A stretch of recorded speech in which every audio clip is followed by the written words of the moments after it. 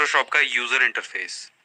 वैसे तो फोटोशॉप में बहुत सारे ऑप्शन दिए गए होते हैं, लेकिन जब आप यूज़र इंटरफेस की बात करेंगे तो ये बहुत ही क्लीन होता है। फोटोशॉप का यूज़र इंटरफेस।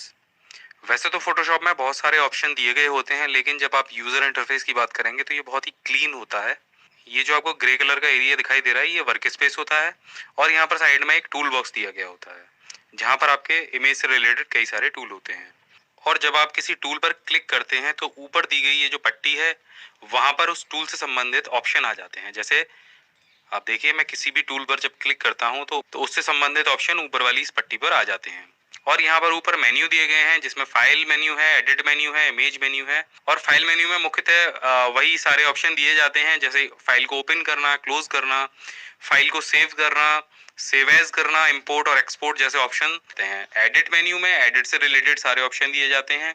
इसी तरीके से इमेज मेन्यू में इमेज से रिलेटेड ऑप्शन दिए जाते हैं। और ये जो सभी ऑप्शन हैं, ये अभी क्लोज हैं, डिसेबल हैं, एक्टिव नहीं है। जब हम किसी इमेज पर काम करेंगे तभी ये सारे ऑप्शन एक्टिव होंगे। तो फोटोशॉप में किसी भी फोटो को या तो आप कंट्रोल ओ करके ओपन कर सकते हैं कुछ इस तरीके से, या फिर आप फाइल मेन्यू पे जा सकते हैं, या फिर वर्क स्पेस पर कहीं भी डबल क्लिक करके आप अपने फोटो को ओपन कर सकते हैं जिसे आप एडिट करना चाहते हैं। तो अगर सबसे पहले हमें अगर किसी फोटो को एडिट करना है तो उसे हमें यहाँ पर ओपन करना होगा। फोटो को ओपन करने के लिए आपको जस्ट जो वर्क स्पेस है वहां पर डबल क्लिक करना है, और हमने यहाँ पर एक फोटो डेस्कटॉप पर लिया हुआ है, उसे हम यहाँ पर ओपन कर लेते हैं। आप देखेंगे ये फोटो यहाँ पर ओपन हो गया है। अब इसको कटिंग करने के लिए आपको इस्तेमाल करना होगा लासो टूल। यहाँ पर ये जो टूल है, ये लासो टूल है। तो आप लासो टूल पर राइट क्लिक करेंगे तो आपको तीन टूल दिखाई देंगे। पहला लासो टूल, दूसरा पॉलीगोनल लासो टूल और तीसरा मैग्नेटिक लासो टूल। अब सबसे पहले हम लासो टूल को इस्तेमाल करके देखते हैं फोटो को कटिंग करने के लिए, या फोटो के किसी भी हिस्से को कटिंग करने के लिए। तो यहाँ पर आपके माउस चलाने का जो तरीका है वो एकदम शार्प होना चाहिए, तभी आप किसी इमेज को काट पाएंगे। तो इमेज को कट करने के लिए, इमेज के किसी भी भाग को कट करने के लिए आप सबसे पहले उस हिस्से को जूम कर लीजिए, तो ज्यादा बेहतर रहेगा। तो जूम करने के लिए हम जाते हैं यहाँ पर जूम टूल पर, इस पर क्लिक करते हैं और इसे पकड़ के ऐसे खींच देते हैं। अब आप देखेंगे यहाँ पर एक सिलेक्शन एरिया बन गया है, और इस सिलेक्शन एरिया में ये इमेज जूम हो जाएगी। अब देखिए इस तरीके से ये इमेज जूम हो गई है। अब आप लासो टूल पर चले जाइए, इमेज के किसी भी हिस्से पर क्लिक कीजिए और आगे बढ़ते जाइए। तो ये एक बार में ही किसी इमेज को काटने के लिए आप इस टूल का इस्तेमाल कर सकते हैं, लेकिन इस टूल को इस्तेमाल करने के लिए आपको अपना हाथ जो है बड़ा ठीक से चलाना पड़ेगा, अन्यथा आप इमेज को कट नहीं कर पाएंगे। तो इसके लिए एक बहुत अच्छी प्रैक्टिस की आवश्यकता होनी चाहिए, तभी आप इस इमेज को कट कर पाएंगे। जहां से आपने शुरू किया है वहां से आप लासो टूल के उस हिस्से को मिला दीजिए। देखिए कुछ इस तरीके से, जैसे दिवाली पर लाइट झिलमिलाती है उस तरीके से यहाँ पर जो सिलेक्शन एरिया है वो झिलमिलाने लग जाएगा। तो इससे आपको ये पता चलेगा कि ये एरिया सेलेक्ट हो चुका है। अब आप कीबोर्ड से कट और कॉपी का इस्तेमाल करके इस एरिया को यहाँ से कहीं भी ले जा सकते हैं। तो हम कीबोर्ड से कंट्रोल सी को इस्तेमाल करते हैं और उसके बाद में कंट्रोल वी दबाते हैं। तो देखिए जो एरिया हमने अभी यहाँ पर सेलेक्ट किया था उस एरिया की एक कॉपी तैयार हो गई है, और आप देखेंगे कि इस कॉपी को हम कहीं भी उठाकर रख सकते हैं किसी भी बैकग्राउंड पर। इसके बाद हम इस्तेमाल करते हैं दूसरा टूल, जो पॉलीगन लासो टूल है। वो कुछ अलग तरीके से काम करता है। अब आप देखेंगे यहाँ पर दो लेयर हो चुकी हैं। एक लेयर वो है जो हमने कट करके निकाली थी, और एक लेयर है बैकग्राउंड वाली। तो अगर आपको बैकग्राउंड लेयर को सेलेक्ट करना है तो आपको माउस से राइट क्लिक करना होगा और बैकग्राउंड को सेलेक्ट करना होगा। अगर आप ऐसा नहीं करेंगे तो आप देखेंगे यहाँ पर जब आप दूसरी लेयर पर जाएंगे तो आपको लेयर वन और बैकग्राउंड दोनों अलग अलग दिखाई देंगे। और जब आप बैकग्राउंड को सेलेक्ट नहीं करेंगे तो एक्चुअल में आप लेयर वन को कट कर रहे होंगे। तो सबसे पहले एक काम कीजिए कि राइट क्लिक करके बैकग्राउंड पर क्लिक कर लीजिए। इसके बाद में आप पॉलीगन लासो टूल को सेलेक्ट कीजिए। और ये टूल बिगनर्स के लिए बहुत अच्छा है, क्योंकि इसमें आप माउस को बार बार क्लिक करके सिलेक्शन एरिया को बढ़ा सकते हैं और बड़े आराम से कट कर सकते हैं। देखिए पॉलीगन लासो टूल कितने आराम से इस्तेमाल किया जाता है। यहाँ से आप जहां भी चाहें, जितनी बार भी चाहें उतनी बार क्लिक कर सकते हैं, जबकि लासो टूल में आप ऐसा नहीं कर सकते थे। तो कट करने की प्रैक्टिस कीजिए। यहाँ पर आप नीचे चलते जाइए, आप देखेंगे कि फोटो को हमें स्क्रॉल करना है। तो स्क्रॉल करने के लिए आप स्पेस बार को दबाइए, यहाँ पर एक हाथ का निशान आ जाएगा और बड़े आराम से आप फोटो को ऊपर कर लीजिए, और फिर दोबारा से लासो टूल का इस्तेमाल करके आप फोटो को सेलेक्ट करते जाइए। तो इस टूल से आप बड़े आराम से किसी भी फोटो को कट कर सकते हैं और उसका बैकग्राउंड चेंज कर सकते हैं। अगर आपसे कोई गलती हो गई है, यानी आपको पीछे बैक जाना है, तो आप सिंपल बैक स्पेस के बटन का इस्तेमाल कीजिए। इससे जो सिलेक्शन है वो बैक हो जाएगा और आप फोटो को दोबारा से कट कर पाएंगे या अपने सिलेक्शन को ठीक कर पाएंगे। तो सिंपल आपको एक बैक स्पेस का बटन दबाना है और फोटो को कट करते जाना है। देखिए, आप देखिए हमने पूरा फोटो सेलेक्ट कर लिया है। अब इसे जूम आउट करते हैं। जूम जैसे ही आप जूम के बटन में क्लिक करेंगे, आपको यहाँ ऊपर 3 ऑप्शन दिखाई देंगे। पहला एक्चुअल पिक्सल, दूसरा फिट ऑन स्क्रीन और तीसरा प्रिंट साइज। जब आप प्रिंट साइज पर क्लिक करेंगे तो इस फोटो का जो एक्चुअल साइज होगा, आपके प्रिंटर से प्रिंट होकर निकल के आएगा, वो आपको यहाँ पर दिखाई देगा। और जब आप फिट ऑन स्क्रीन पे क्लिक करेंगे तो फोटो चाहे आपका कितना भी बड़ा हो, चाहे आपका फोटो 12 बाई 12 इंच का हो या 12 फीट का हो, वो आपकी स्क्रीन पर पूरी तरीके से फिट हो जाएगा। तो पूरे फोटो को देखने के लिए आप इस पर क्लिक कीजिए। आप देखेंगे यहाँ पर जो सिलेक्शन है वो झिलमिलाने लगा है। अब बस आपको कंट्रोल C करना है और कंट्रोल V करना है और आपका जो कटिंग किया हुआ फोटो है वो बड़े आराम से आपके पास आ जाएगा। आप इसको बड़े आराम से किसी भी बैकग्राउंड पर जाकर फिट कर सकते हैं। फिलहाल आप कटिंग की प्रैक्टिस कीजिए और कटिंग की जो प्रैक्टिस है, फोटो को सेलेक्ट करने की जो प्रैक्टिस है, उसमें आप पॉलीगन लासो टूल का इस्तेमाल कीजिए। अगले वीडियो में हम इससे भी बेहतर चीजों को जानेंगे। फोटोशॉप का प्रयोग और कैसे कैसे किया जा सकता है, इसमें कौन कौन से टूल हैं। फोटोशॉप में किसी भी फोटो की बैकग्राउंड चेंज करने के लिए आपको सबसे पहले चाहिए फोटो जिसकी आप बैकग्राउंड चेंज करना चाहते हैं। तो हमने यहाँ पर फोटो ओपन कर लिया है और दूसरी वो बैकग्राउंड जिस पर आप ये फोटो लगाना चाहते हैं। तो यहाँ से हम बैकग्राउंड भी ले लेते हैं। बैकग्राउंड का चयन करते समय ये ध्यान रखें कि फोटो की लाइटिंग और बैकग्राउंड की लाइटिंग एक जैसी हो, जिससे फोटो आपका और भी अच्छा आएगा। यानी अगर आप फोटो की बैकग्राउंड चेंज करेंगे तो वो ऐसा नहीं लगेगा कि ये फोटो अलग से काट के यहाँ पे लगाया गया है। पिछले वीडियो में हमने आपको लासो टूल के बारे में बताया था। हम उसी टूल की सहायता से पहले इस फोटो की कटिंग करेंगे और उसके बाद इस बैकग्राउंड पर लगाएंगे। तो सबसे पहले हम लासो टूल लेके इस फोटो की कटिंग कर लेते हैं। इसको जूम करते हैं। यहाँ पर आपको 3 ऑप्शन दिखाई दे रहे हैं। ये जो ऑप्शन है, इसकी मदद से फुल स्क्रीन मोड आ जाएगा, जिससे मेन्यू बार भी दिखाई देगा और आप फोटो को कहीं भी स्क्रॉल कर पाएंगे। तो फोटो कटिंग करते समय ये जो बीच वाला मोड है, आप इसे लगा लें। इसके बाद आप पॉलीगन लासो टूल को यहाँ से सेलेक्ट कर लें। यहाँ पर जैसे ही आप लासो टूल पर क्लिक करेंगे, ऊपर आपको ऑप्शन में फेदर का ऑप्शन दिखाई देगा। अगर आपका फोटो बहुत कम पिक्सल्स का है तो यहाँ पर मिनिमम 2 या 3 फेदर को सेलेक्ट कर लें। फेदर से होगा क्या कि आपके जो कटिंग होगी वो उसमें शार्प कट नहीं बनेंगे, सॉफ्ट कट बनेंगे, जिससे आपका फोटो आपके बैकग्राउंड में मैच हो जाएगा। अभी देख लेते हैं किस तरीके से काम करता है। तो फेदर हमने यहाँ पर 2px सेलेक्ट कर लिया है और इसके बाद हम फोटो को कट कर रहे हैं।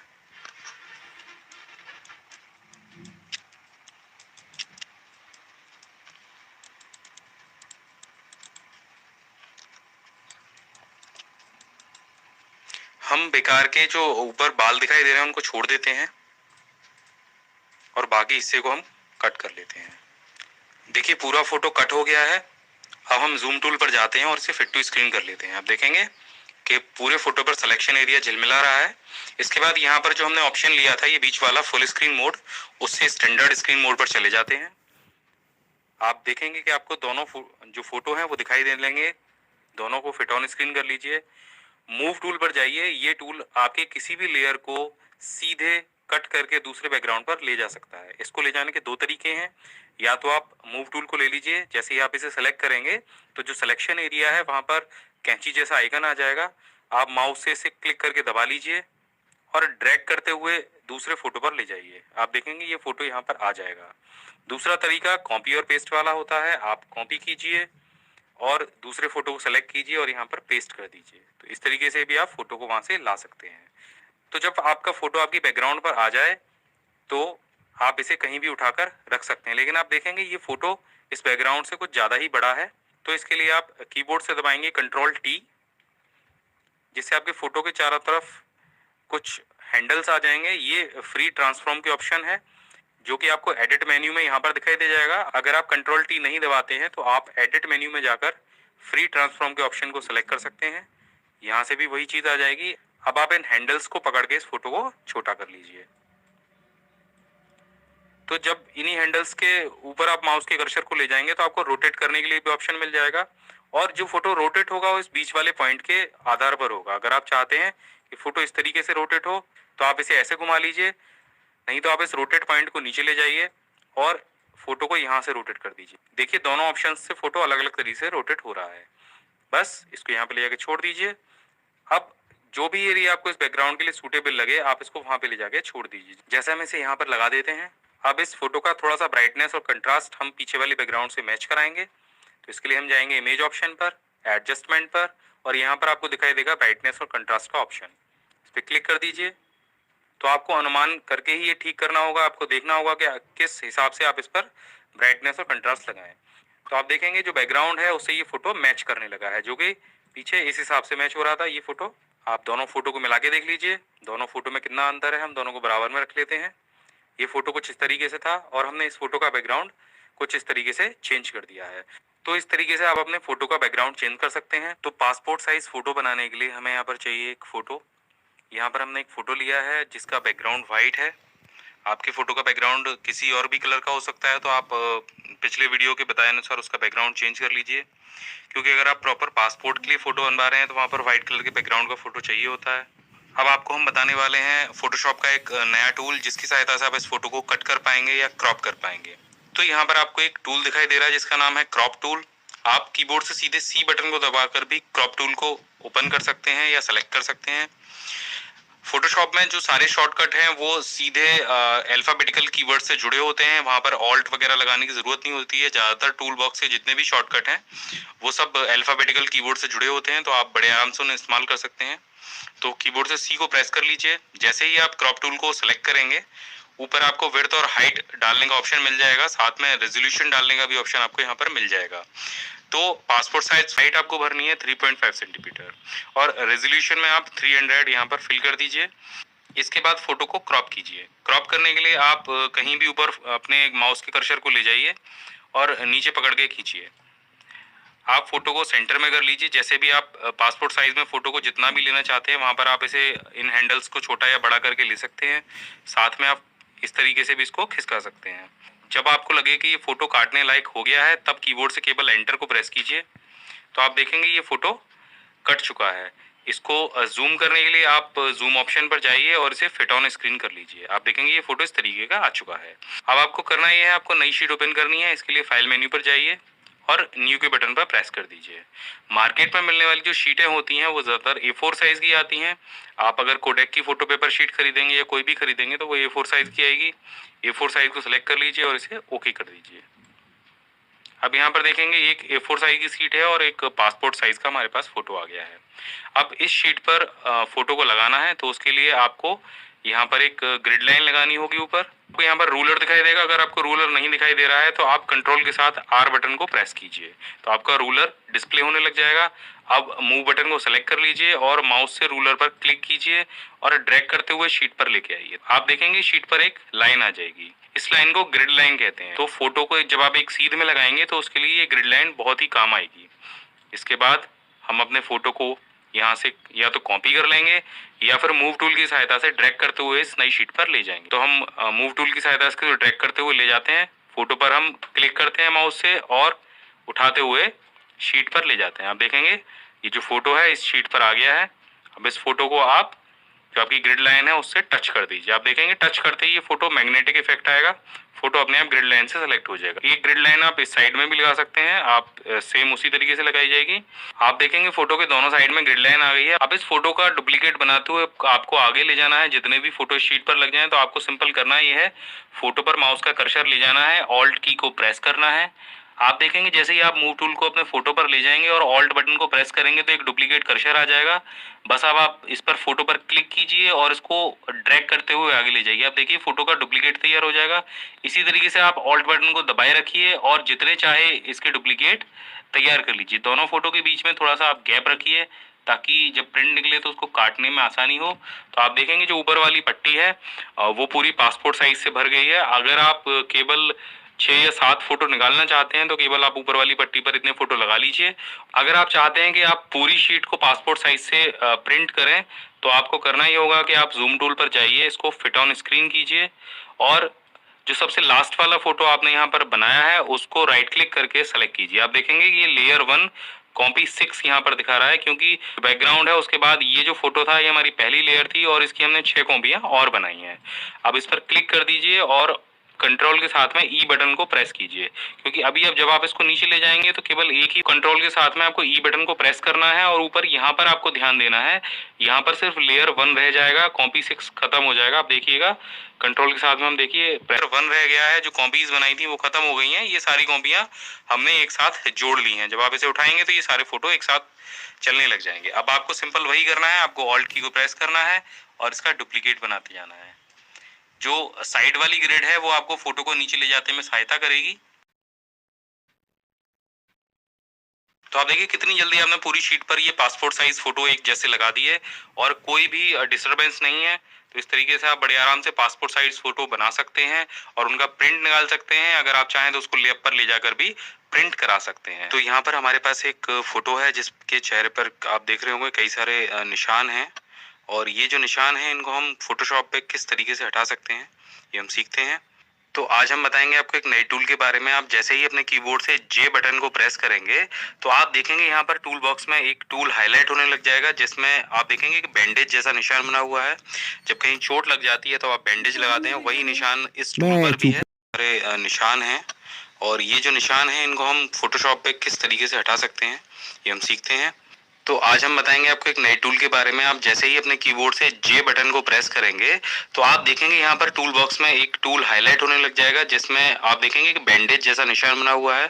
जब कहीं चोट लग जाती है तो आप बैंडेज लगाते हैं, वही निशान इस टूल पर भी है और ये काम भी वैसा ही करता है। तो जब आप इसे सेलेक्ट कर लेंगे तो आप देखेंगे जो आपका मूव टूल है वो उसके ऊपर एक राउंड आ जाएगा। इस राउंड को एक्चुअली में ब्रश बोला जाता है।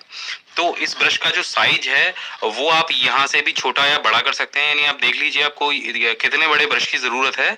अगर आप चाहते हैं कि आपको ज्यादा बड़े ब्रश की जरूरत है तो आप यहाँ से इसका डायमीटर बड़ा कर सकते हैं। आप देखिए यहाँ से हम इसको कितना भी बड़ा से कर सकते हैं। अब हमने यहाँ पर इसको 60 px पे सेट कर लिया तो आप देखेंगे ब्रश बड़ा हो गया है और अब इसे यहाँ से कम कर देंगे तो ये ब्रश छोटा हो जाएगा। कीबोर्ड से इस ब्रश को छोटा बड़ा करने के लिए आप ब्रैकेट्स का भी इस्तेमाल कर सकते हैं। आप दोनों ब्रैकेट्स बटन को इस्तेमाल करके आप सीधे सीधे ब्रश को छोटा या बड़ा कर सकते हैं। अब बात करते हैं हीलिंग ब्रश टूल के बारे में। ये कैसे काम करता है और कैसे ये इन दाग धब्बों को क्लियर कर सकता है। आप देखेंगे कि जो धब्बे हैं वो चेहरे पर कहीं कहीं हैं और बाकी चेहरा साफ है। अब हमें स्किन कलर को ले जाकर उन दाग धब्बों को कवर करना होता है। तो स्किन कलर को लेने के लिए हम चेहरे के किसी साफ भाग पर जो आपके इस धब्बे वाले एरिया से मैच करता हो उस पे जाकर ऑल्ट की को प्रेस करेंगे और जैसे ही आप ऑल्ट की प्रेस करेंगे तो ये जो हीलिंग ब्रश टूल है ये वहां से उस कलर को उठा लेगा।